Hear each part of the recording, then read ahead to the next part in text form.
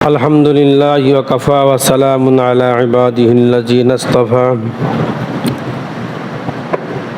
أما بعد فأعوذ بالله من الشيطان الرجيم بسم الله الرحمن الرحيم كل نفس ذائقة الموت ثم إلينا ترجعون صدقت يا رب العالمين সম্মানিত মুসল্লিবৃন্দ, আসসালামু আলাইকুম ওয়া রাহমাতুল্লাহি ওয়া বারাকাতুহু।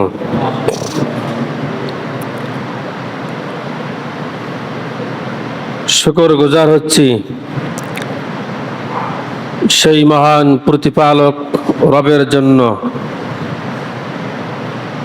যে রব, যে মহান স্রষ্টা, যে আল্লাহ তাআলা আপনাকে আমাকে ভালোবেসে মহব্বত করে তার পবিত্র মসজিদে আসার এবং বসার তৌফিক এনায়েত করেছেন। এজন্য সকলে বলি আলহামদুলিল্লাহ।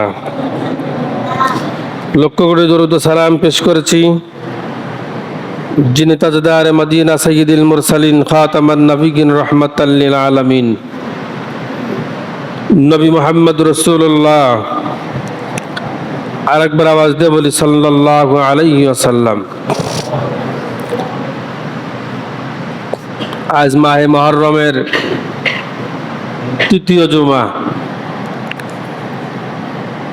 আজকে আলোচনার বিষয় হচ্ছে মরণ মুমিনদের জন্য শ্রেষ্ঠ উপহার। আল্লাহু আকবার, জোরে বলুন। আর কাফেরের জন্য এই মরণ হচ্ছে কষ্টদায়ক।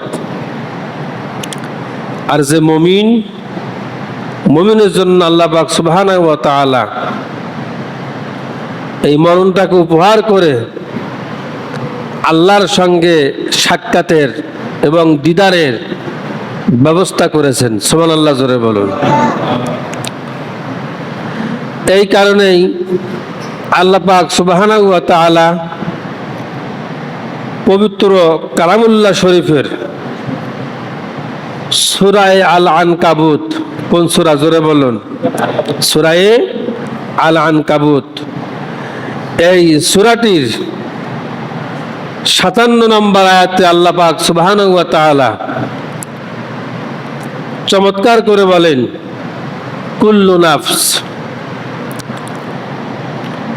কুল্লু নাফসিন যায়িকাতুল মাউত। প্রতিটি প্রাণীকে আল্লাহ তাআলা এখানে প্রাণীর কথা বলেছেন। প্রতিটি প্রাণকে, প্রতিটি প্রাণীকে, প্রতিটি জীবকে, যাদের জীবন আছে, যাদের আত্মা আছে, যাদের ভিতরে আল্লাহ তাআলা রূহ দিয়েছেন, প্রতিটি প্রাণ মৃত্যুর স্বাদ আস্বাদন করবে, মৃত্যুর স্বাদ গ্রহণ করবে। এই যে মৃত্যুর স্বাদ গ্রহণ করার কথা আল্লাহ তাআলা বলেছেন, স্বাদ এক জিনিস আর টক কি আর এক জিনিস। কথা বলেন না কেন? কি স্বাদ এক জিনিস আর কি টক আর এক জিনিস। নাক, এটা কাছে আসলেই কোনটা টক, কোনটা মিষ্টি, কোনটা গন্ধ উঠেছে, কোনটা টক উঠেছে, এই নাক সব কিছু বলে দেয়। সুবহানাল্লাহ বলবেন না? নাক কি করে দেয়? জোরে বলুন। সব কিছু বলে দেয়। আর এই যে জিহ্বা, এই জিহ্বাতে আপনি যদি গরুর গোশত খান এক স্বাদ, না কি বলেন আপনারা? না এখানে হাঁসের গোশত গরুর গোশতের একই স্বাদ না। তাহলে এই জিহ্বাতে গরুর গোশত যদি আপনি খান তার এক স্বাদ, যদি হাঁসের গোশত খান তার কি আর এক স্বাদ, যদি পোলট্রি খান অর্থাৎ ব্রয়লার, যদি ব্রয়লার খান তার কি আর এক স্বাদ, যদি খাসি খান তার কি আর এক স্বাদ। কিন্তু জিহ্বা কয়টা? কথা বলেন না কেন? কি জিহ্বা কয়টা? একটা। আর এই একটা জিহ্বা দিয়ে আপনি যা কিছু খাচ্ছেন, এক একটার টেস্ট, এক একটার মজা, এক একটার স্বাদ এক এক রকম, কি ঠিক কিনা? তা আল্লাহ তাআলা এখানে স্বাদের কথা বলেছেন যে মানুষ, তোমাকে আমি সৃষ্টি করেছি তোমাকে সিসিপ্তি রাখার জন্য, সেপ রাখার জন্য নাক দিয়েছি, যাতে করে এই পেটে যেন কোনো অসাধু খাবার, যেন কোনো পয়জন জাতীয় খাবার তুমি যেন চিপতে না পারো, তুমি যেন ঢুকতে না পারো। কেউ যদি বিষ মুখে দেয়, সে তো জিহ্বায় দিলেই টের পাবে এটা বিষ, কথা বলেন না কেন? আর কেউ যদি শরবত মুখে দেয়, তাহলে কি জিহ্বায় কি দিলেই টের পাওয়া যাবে যেটা শরবত, কি ঠিক কিনা? এই কারণেই আল্লাহ পাক সুবহানাহু ওয়া তাআলা আপনাকে আমাকে এই যে মৃত্যুর স্বাদ, এখানে এই কারণেই স্বাদের কথা বলেছেন। মুমিন যখন মৃত্যুবরণ করবে, কে জোরে বলুন? মুমিন, আল্লাহওয়ালা, তাহাজ্জুদ গুজারি মানুষ, আল্লাহ প্রেমিক, নবী প্রেমিক, রসুল প্রেমিক, যখন তারা দুনিয়া থেকে চলে যাবে, এই মৃত্যুটা তার জন্য হবে জান্নাতে যাওয়ার জন্য একটা মাধ্যম। সুবহানাল্লাহ, জোরে বলুন। কোথায় যাওয়ার জন্য মাধ্যম হবে? জোরে বলুন। জান্নাতে যাওয়ার জন্য মাধ্যম। মুমিন বান্দার মৃত্যু এমন সুন্দর হবে, এত ভালো হবে। মুমিন বান্দা যদি দুরারোগ্য ব্যাধির মধ্যে থাকে, যদি ঘরে শুয়েও থাকে, মালাকুল মউত তার সামনে আসবে। আল্লাহু আকবার, জোরে বলুন। কে আসবে? মালাকুল মউত, হযরতে আজরাইল আলাইহিস সালাম। এই আজরাইল আলাইহিস সালাম এমন কোনো প্রাণী নাই, এমন কোনো জীব নাই যে এই আজরাইল তার কাছে যাবে না। না আপনারা মনে মনে ভাবতেছেন যে হুজুর এই ফতেপুরে আজরাইল আসবে না নাকি? আসবে না? আসবে না? কথা বলেন না কেন? আসবে না? আসবে না? আজরাইল আসবে। আমি একটা ঘটনা পড়েছিলাম বহুদিন আগে, বলবো? মনে পড়ে গেল। হিন্দুদের ধর্মে এক লোকের নাম ছিল বালা লক্ষিন্দার।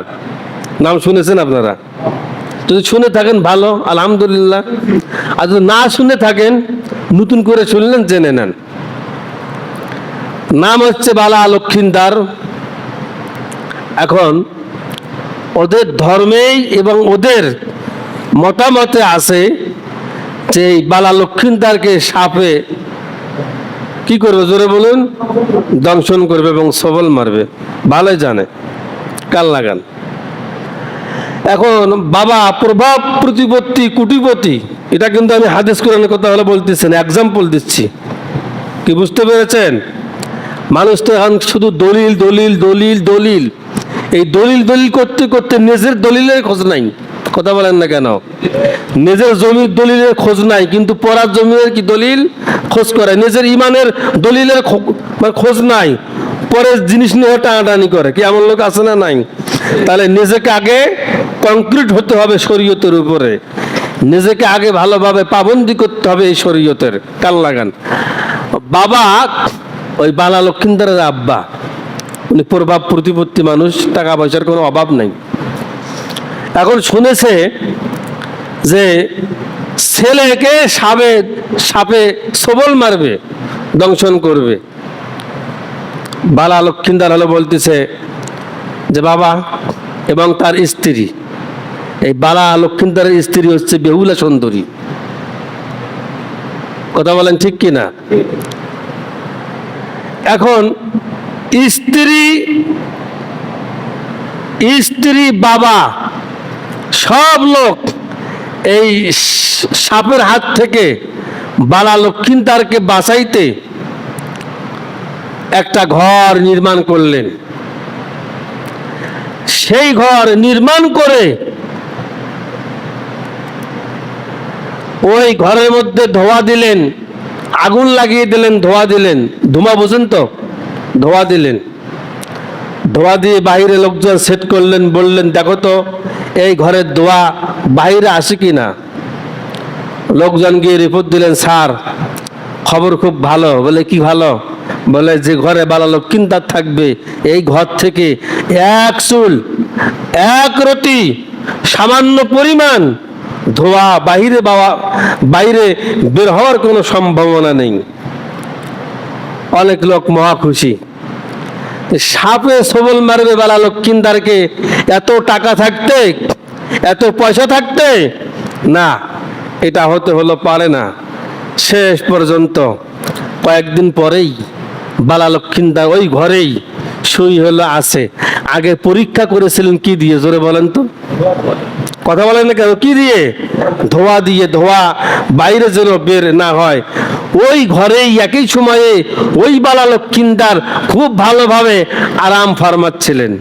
কিন্তু কোন ফাঁক দিয়ে, কোন পাশ দিয়ে ওই সাপ এসে বালা লক্ষ্মীদারকে কেটে তার জীবনটা শেষ করে দিল। এ সুপ্রিম পাওয়ার কাজ। জোরে বলুন, কথা বলেন না কেন? কার? আল্লাহর।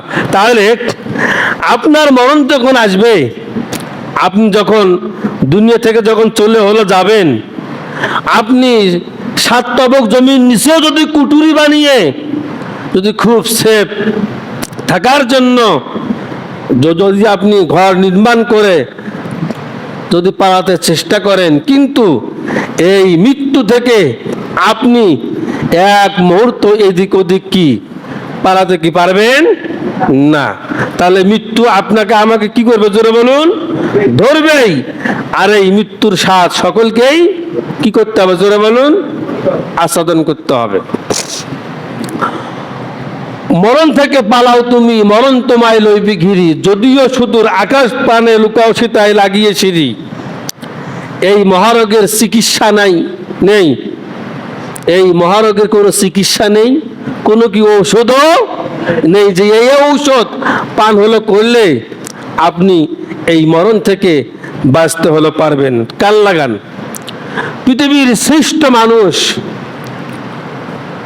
যাকে আল্লাহ তাআলা সৃষ্টি না করলে আসমান সৃষ্টি করতেন না, জমিন সৃষ্টি করতেন না, পাহাড় পর্বত টিলা টঙ্কর কোনো কিছুই সৃষ্টি করতেন না, সেই নবী মুহাম্মদ রাসূলুল্লাহ সাল্লাল্লাহু আলাইহি ওয়াসাল্লাম, আল্লাহ তাকেও দুনিয়া থেকে উঠাইয়া নিয়েছেন। হুজুর সাল্লাল্লাহু আলাইহি ওয়াসাল্লাম যদি থাকতে চাইতেন, আল্লাহ তাকে আরো কোটি লক্ষ হাজার বছর কিয়ামত পর্যন্ত হুজুরকে আল্লাহ তাআলা জীবিত রাখতেন। কিন্তু হুজুর সাল্লাল্লাহু আলাইহি সাল্লাম আল্লাহর এত প্রিয়, আল্লাহর এত মাহবুব ছিলেন, মালাকুল মউত আসার সঙ্গে সঙ্গেই উনি মরণের জন্য দিদারের মানে ইলাহির জন্য আল্লাহর সঙ্গে দিদারে মুআমিলাতের জন্য তিনি প্রস্তুতি নিয়ে নিলেন। সুবহানাল্লাহ, জোরে বলুন। হুজুর সাল্লাল্লাহু আলাইহি সাল্লামের ঘরের আঙ্গিনায় মালাকুল মউত এসেছেন। যেই দিন মালাকুল মউত এসেছেন, সেই দিন আরেকজন মেহমান এসেছেন, তার নাম হচ্ছে আজরাইল। জোরে বলুন, কি? যেদিন জিবরাইল এসেছেন ওই দিন কি একই দিনে কি এসেছে? আজরাইল আলাইহিস সালাম এসেছে। আমি যেগুলো বলতেছি শুনতেছেন তো আপনারা? কে কে শুনতেছেন হাত তোলেন তো।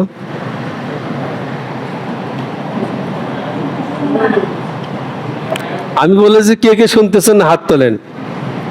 মুকুল ভাই বলেন তো, নাকি ওয়াজ বুঝেছে? ওয়াজ বোঝে নাই। আপনারা এটা মহব্বতে তুলে ফেলেছেন। কান ঠিকই আছে, দেখতেছেন, অ্যাক্টিভ আছেন ইনশাআল্লাহ, কিন্তু এটা মহব্বত। বেশি মহব্বত ভালো নয়। কি বেশি মহব্বত কি ভালো নয়? একটা এক্সাম্পল দেই, কি মন খারাপ করবেন?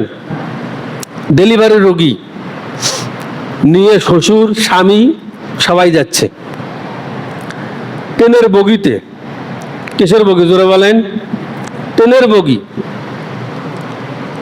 এখন ডেলিভারি রোগী, মারাত্মক রোগ, তীব্র ব্যথা, চিল্লাচ্ছে, আল্লাহকে ডাকতেছে। এক ব্যাকুব উঠেছে ওই বগিতে, উঠে ওই রুগীর শ্বশুরকে জিজ্ঞাসা করেছে, ও চাচা মিয়া এই লোককে? বলে আমার পুত্রবধূ। চিল্লাই কেন?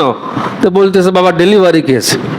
ওই যুবক বোঝা নাই সোজা নাই, বলতে চাচা এই রোগ বড় মারাত্মক রোগ, এই রোগে আমার আব্বা মরছে। তাহলে কথা ভালোভাবে বুঝতে হবে। তাহলে আমি কিন্তু আবার পরীক্ষা করব, কি আপনারা পাশ করতে পারবেন তো ইনশাআল্লাহ? রেডি হয়ে যান। তো হুজুর সাল্লাল্লাহু আলাইহি সাল্লামের দরবারে জিবরাইল এসেছে। জোরে বলুন, কি এসেছে? জিবরাইল এসেছে। সঙ্গে কে? জোরে বলুন, আজরাইল, মালাকুল মউত। দরজায় নক করলেন। পৃথিবীতে কোন নবীর মৃত্যুর সময় আজরাইল অনুমতি চায় নাই, কিন্তু নবী মুহাম্মদ রাসূলুল্লাহ সাল্লাল্লাহু আলাইহি সাল্লামের জান কবজের সময় আজরাইল নিজে অনুমতি চেয়ে উনি জান কবজের কাজ শুরু করে দিয়েছিলেন। কান লাগান। জিবরাইল এসেছে, এসে বলতে, হুজুর আজকে আপনার দরবারে একজন নতুন মেহমান এসেছে, আপনার সঙ্গে দেখা করতে চায়, সাক্ষাৎ করতে চায়। হযরতে ফাতেমাতুজ জোহরা রাদিয়াল্লাহু তাআলা আনহা খুব মেধাবী মানুষ ছিলেন, খুব জ্ঞানী মানুষ ছিলেন। আল্লাহু আকবার, জোরে বলুন। নবীর মেয়ে, এটা তো চারটিখানি ব্যাপার নয়। একদিকে নবীর মেয়ে, আর একদিকে কি জান্নাতের সরদারনি, আর একদিকে শেরে খোদা হযরতে আলী কাররামুল্লাহ ওয়াজহুর স্ত্রী। সার্টিফিকেট কিন্তু কম নয়। আর আমাদের দেশের মহিলাদের, আপনাদের স্ত্রী যাদের আছে, গিয়ে আজকে এই ওয়াজটা শোনাবেন। আর আমাদের স্ত্রীদের সামান্য যদি ডিগ্রি পাস থাকে, মানুষক মূর্খ হলো বলতে দ্বিধাবোধ করে না।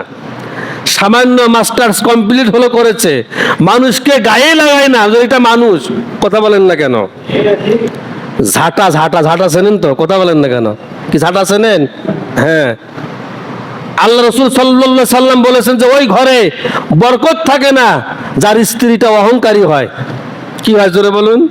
অহংকারী হয়। যার মেয়েটা অহংকারী হয়, যার মেয়েটা পর্দার বরখেলাপ করে, যার স্ত্রীটা পর্দার বরখেলাপ করে, যার স্ত্রীটা বাড়িতে নলকূপ রেখে পুকুরের ঘাটে গিয়ে গোসল করে। এদিকে পুকুর নাই, এই ওয়াজ এখানে না করাই ভালো। কথা বলেন না কেন? যদি থাকে তাহলে এর থেকে বেরিয়ে আসার, জোরে বলুন তো, দরকার আছে না নাই? তাহলে এই অহংকার থেকে মেয়েকে বুঝাবেন, স্ত্রীকে হলে বুঝাবেন যে সামান্যতম যদি অহংকার থাকে একটা স্ত্রীর, একটা মেয়ের, ওই মেয়েকে, শুধু ওই মেয়ে ওই স্ত্রী একাই জাহান্নামে যাবে না, 5টা নিয়ে হলো চলে যাবে। কয়টা? জোরে বলুন। 5টা। আমি যাচ্ছি না ওই ওয়াজে, কান লাগান। হযরতে ফাতেমাতুজ জোহরা রাদিয়াল্লাহু তাআলা আনহা টের পেয়েছেন, কান্না শুরু করে দিয়েছেন। হযরতে জিবরাইল আলাইহিস সালাম বলছেন, হুজুর ওই মেহমান আর অন্য কোনো মেহমান নয়, ওই মেহমান হচ্ছে আজরাইল। জোরে বলুন, কে? আজরাইল। হুজুর সাল্লাল্লাহু আলাইহি সাল্লামের সঙ্গে দেখা করার অনুমতি চাইলেন। আজরাইল আলাইহিস সালাম এসে সালাম দিলেন, আসসালামু আলাইকুম ইয়া নবী আল্লাহ। আল্লাহু আকবার, জোরে বলুন। হুজুর সাল্লাল্লাহু আলাইহি সাল্লাম বলতেছেন, আজরাইল বুঝতে পেরেছি, আল্লাহ আমার মৃত্যুটা খুব পছন্দ করতেছেন। আল্লাহ আমাকে তার সান্নিধ্যে, তার দিদারে মুআমেলায় আমাকে ডাকতেছেন। হে আজরাইল, আমি বুঝতে পেরেছি। হযরত আজরাইল আলাইহিস সালাম বললেন, ইয়া রাসূলুল্লাহ, আমি এই পৃথিবীতে যত নবী আর রাসূল এসেছিলেন, যত মানব আর দানব এসেছিলেন, আমি কাউরে কাছে জান কবজের জন্য অনুমতি চাই নাই। ওগো নবী, যদি আপনি অনুমতি দেন, আল্লাহ বলেছেন, তাহলে আমি আপনার জান কবজ করব। আর যদি আপনি অনুমতি না দেন, তাহলে আমি আপনার জান কবজ করতে পারবো না। আল্লাহু আকবার, জোরে বলুন।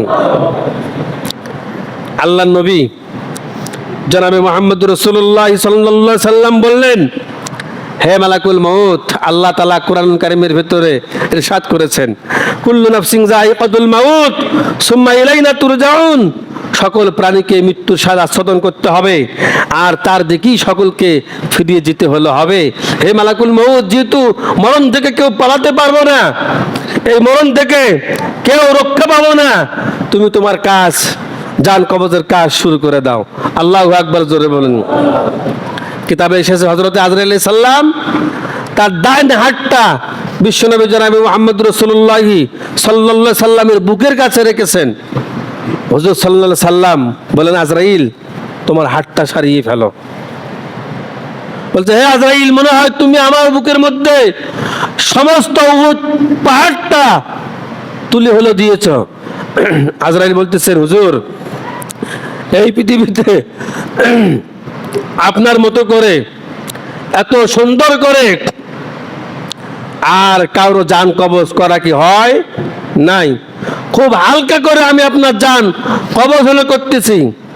আল্লাহ নবী সাল্লাল্লাহু আলাইহি সাল্লাম বললেন, হে আজরাইল, এই মৃত্যুর যত কষ্ট আছে, এই মৃত্যুর যত যন্ত্রণা আছে, সব আমি মুহাম্মদ রাসূলুল্লাহ সাল্লাল্লাহু আলাইহি সাল্লামকে দাও, কিন্তু আমার উম্মতের জন্য তুমি এই মৃত্যু যন্ত্রণা তুমি আরো সহজ করে হলো দিও।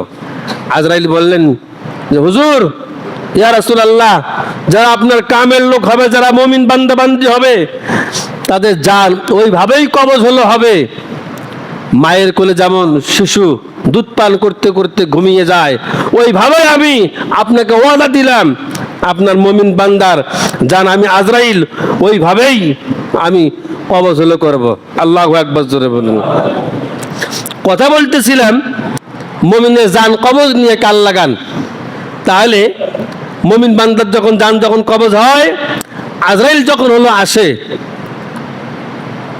আজরাইল আলাইহিস সালাম তার হাতে একটা সবুজ রুমাল নেন। সুবহানাল্লাহ, জোরে বলুন। কি রুমাল নেন? সবুজ একটা রুমাল নেন। সবুজ হচ্ছে জান্নাতি পোশাক। সবুজ কোন পোশাক? জোরে বলুন। সবুজ জান্নাতি পোশাক। হযরত আজরাইল আলাইহিস সালাম এসে ওই লোকটা যেখানে থাকুক না কেন এসে সালাম দেন, আসসালামু আলাইকুম ওয়া রাহমাতুল্লাহ। বলে, আল্লাহর গোলাম, আল্লাহর বান্দা, হে আল্লাহর বান্দি, আমি মালাকুল মউত, ভয় পেও না, আমার ডান হাতটার দিকে তাকাও। তাকিয়ে যায়, বলে, দেখো আল্লাহ তোমাকে সালাম দিয়েছে। সুবহানাল্লাহ, জোরে বলুন। কে সালাম দিয়েছে? আল্লাহ তোমাকে সালাম দিয়েছে। তুমি আল্লাহর জন্য সন্তুষ্ট হয়ে যাও, আমার আল্লাহ তোমার জন্য সন্তুষ্ট হয়ে গিয়েছে। সুবহানাল্লাহ, জোরে বলুন। ওই লোক আজরাইল আলাইহিস সালামের ডান হাত তাকাতে তাকাতে, আল্লাহ সালামের জবাব দিতে দিতে এমন ভাবেই লোকটি চলে যায়, পিঁপড়া কাটলে যেরকম শব্দ হয়, যেরকম কষ্ট পায়, তার থেকেও নিম্ন কষ্ট নিয়ে ওই লোকটি দুনিয়া থেকে ঈমান আর আমল নিয়ে, ওই লোকটি ঈমান নিয়ে কালেমা পড়তে পড়তে লা ইলাহা ইল্লাল্লাহু মুহাম্মাদুর রাসূলুল্লাহ সাল্লাল্লাহু আলাইহি সাল্লাম বলতে বলতে সে পৃথিবী থেকে চলে যায়। সুবহানাল্লাহ, জোরে বলুন। আল্লাহ যেন এমন মরণ, এমন জান্নাতি মরণ, কালেমা নসিবি মরণ, কালেমা পড়নেওয়ালা মরণ সকলকেই যেন আল্লাহ তাআলা দান করেন, আল্লাহুম্মা আমিন। আর ফাসেকের জান যখন কবজ হয়, ফাসেক বোঝেন তো, লম্পট শয়তান। ফাসেক লম্পট শয়তান কিন্তু মানে এই এলাকায় নাই, আমি কিন্তু তাহলে বলতেছি না। যারা শয়তান, যারা লম্পট, এদের যখন কবজ হয়, মালাকুল মউত বিকট একটা আকৃতি নিয়ে আসে। 10টা বললা এখানে ছেড়ে দিলে কি কোন পাশ দিয়ে দৌড়াবে তার কোনো ঠিক নাই। কি কথা বলেন না কেন? ঠিক কি না? একটা বিকট সে চেহারা নিয়ে আসে। এই বিকট চেহারা দেখে ওই বৎকার লোকটি হাঁপিয়ে যায়, ও দৌড়াতে শুরু করে। লোকটি পালাপালি শুরু করে। সে যতই পালাতে চেষ্টা করুক, কিন্তু আজরাইলের ওই থাপা থেকে সে কি পার পাবে? কথা বলেন না কেন? কি পার পাবে? পার পাবে না। হযরত আজরাইল বলে, এই বৎকার লোক, দাঁড়াও, কোথায় দৌড়াও? দৌড়িয়ে কোনো কাম নেই। লোকটি ভয়ে আত্মহারা হয়ে চোখ উল্টি আসে, মুখটা বাঁকা হয়ে যায়, মুখ থেকে ফ্যাপনা হলে এসে যায়, ওই মুহূর্তে ওই সময় পৃথিবীর সমস্ত পানি যদি ওই লোকটিকে পান করা হয়, তার পিপাসা নিবারণ হবে না। এত ভয়ে সে ছুটাছুটি করতে হলো থাকে, সে কম্পনে ছেলেকে ডাকায়, মেয়েকে ডাকায়, তার বন্ধুকে ডাকায়, স্ত্রীকে ডাকায়, মহিলা তার মাকে ডাকায়, বাপকে ডাকায়, তার স্বামীকে ডাকায়, কিন্তু হাত থাকে, এই হাতটা নাড়াবার কোনো শক্তি থাকে না, কিন্তু জবান থাকে, জবান দিয়ে উহা কোনো শব্দ করার কোনো আওয়াজ হলো থাকে না, পা হলো থাকে, পাটা নাড়াবার কোনো শক্তি হলো থাকে না। সব শক্তি আল্লাহ তাআলা ফিউজ করে দিয়েছেন। কথা বলেন ঠিক না বা ঠিক? তাহলে মুমিন বান্দা যখন মারা যায়, তার মৃত্যুটা তো আল্লাহ তাআলা খুব সহজ করে দেন, আর কাফের যখন মারা যায় তখন তার মৃত্যুটা আল্লাহ তাআলা কঠিন করে দেন এবং খুব যন্ত্রণাদায়ক হলো করে দেন। তাহলে আল্লাহ তাআলা এই যন্ত্রণাদায়ক মৃত্যু থেকে আপনাকে আমাকে সকলকে হেফাজত করুন। জোরে বলুন আল্লাহুম্মা আমিন। তাহলে কোন সূরা থেকে তেলাওয়াত করেছিলাম? জোরে বলুন। সূরা আল আনকাবুত, আয়াত নম্বর কত? জোরে বলুন। 57। আল্লাহ তাআলা বলেছেন, কুল্লু নাফসিন যায়িকাতুল মাউত সুম্মা ইলাইনা তুরজাউন। প্রত্যেকটা লোককে, প্রতিটি প্রাণীকে, প্রত্যেকটা মানুষকে, প্রত্যেকটা জীবকে মৃত্যুর স্বাদ আস্বাদন করতে হলো হবে, হোক সে মুমিন হোক সে কাফের। যদি কাফের হয়, কাফেরের মতোই তার হলো মৃত্যু হবে, আর যদি মুমিন হয়, মুমিনের মতোই তার হলো মৃত্যু হবে। আল্লাহ তাআলা সকলকে আমলে জিন্দেগি তৈরি করবার তৌফিক ইনায়াত করুন। ও আখিরু দাওয়ানা আলহামদুলিল্লাহ। যারা সুন্নত পড়েন নাই, সুন্নত পড়ে নেন।